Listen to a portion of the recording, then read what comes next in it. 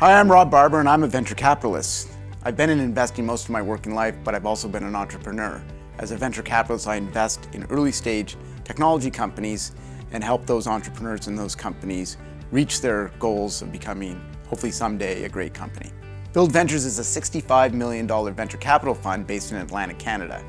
We've invested in about 12 local startups, helping them with financing to be able to achieve their vision of building out a great technology company.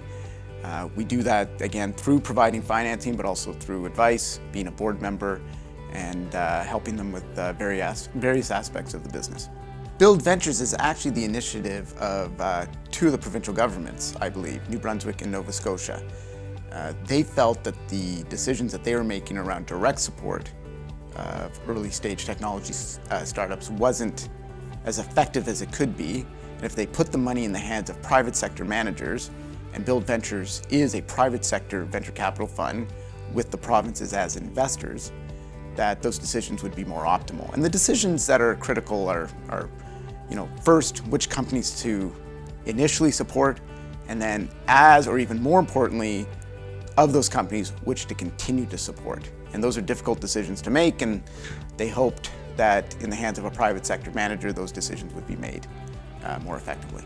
Atlantic Canada has a couple of unique advantages. The first is on the people side. Compared to a lot of the other jurisdictions, I think entrepreneurs here have no problem finding talent, but what they find is equally as skilled talent, but more loyal, as hardworking, and it just helps them build a much stronger culture at their companies, which is critical to success.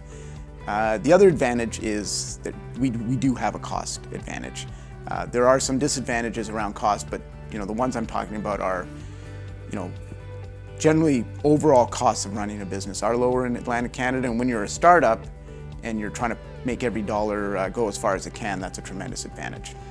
A lot of good things have to happen for a company to hit the $1 billion mark or successfully offer itself on a public market in an IPO. Firstly, you need to have really motivated, talented people founding the company. These people really have to have big visions and are willing to do, tireless amounts of work to achieve their vision. They have to have a great idea, and the idea has to be addressing a really big market. You can't build $1 billion business unless you're going after a huge market. It's practically impossible to do. Once you have a really good idea that addresses a big market and creates value for the customers in that market, and you have a really driven entrepreneur, the next step is people. You need to surround yourself with really smart, motivated people, and you have to build a really good culture that takes that motivation and directs it to productive use. That's when people like us get involved, and obviously money is critical. You can't do it without money, and so you have to have the financial support around you to help get you to the next stage. At some point though, you have to be willing to go outside the region and find really large sums of money to help you build your business. It can't all be done in the region.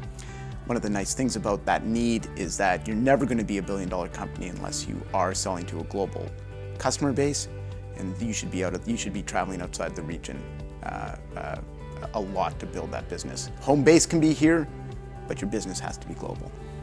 And just a lot more of that, and keep plugging away, and hopefully good fortune comes your way and you could be on your way to having a $1 billion business. If you have an itch to be an entrepreneur, you should try it, especially when you're younger, because at any time the cost of failure should not be a big impediment to whether you do it or not. But when you're young, the cost of failure is practically zero. So the first thing you have to do is try it. And then if you do try it, find in your local community the other entrepreneurs that have done it, get to know them, start understanding the support system, immerse yourself in the culture, and figure out what you have to do to be a successful entrepreneur. There's lots of people out there willing to help. You just got to be able to find them, get to know them, and learn from their mistakes and get their advice, and then you just have to do it. That's the most important part. So if you want to do it, do it.